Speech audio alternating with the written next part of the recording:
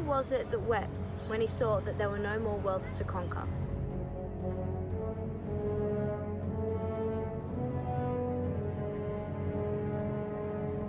Alexander the Great.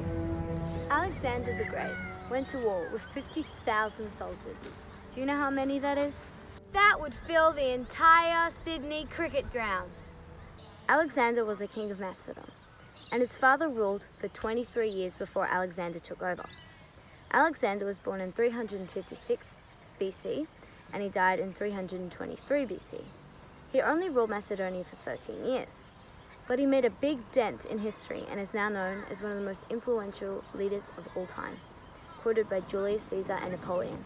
When Alexander first became king, he created a huge sense of loyalty amongst his own soldiers.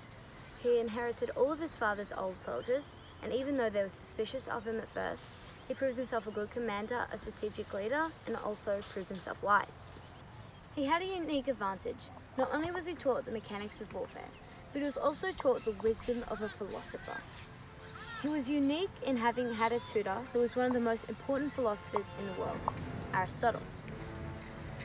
In his later years of ruling, he became cocky with all the power he had.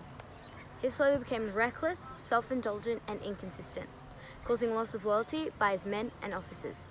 He always had a violent temper and been impulsive and stubborn. His drinking made these traits a lot worse. During Alexander's time of leadership, he united Greece, re-established the Corinthian League, and together, him and the Greeks finally conquered the Persian Empire.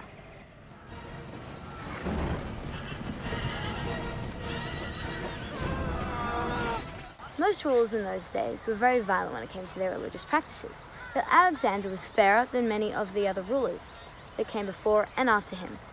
Instead of demanding the conquered nations to adopt the gods of the conqueror, he instead permitted them to retain their gods and beliefs, which allowed a more peaceful integration with his policies and existing laws. Alexander's personality was especially important because even though he was considered egotistical, he still took counsel of his older soldiers. And at the end of his conquest, after all he'd achieved, this brash young man still listened to his hardened older soldiers who campaigned for him for so many years. When they said, "Enough is enough, it's time to go home."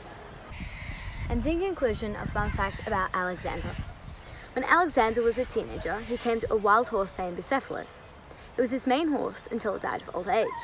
Alexander named a city in India after his beloved horse. Hope you enjoyed and have a great day.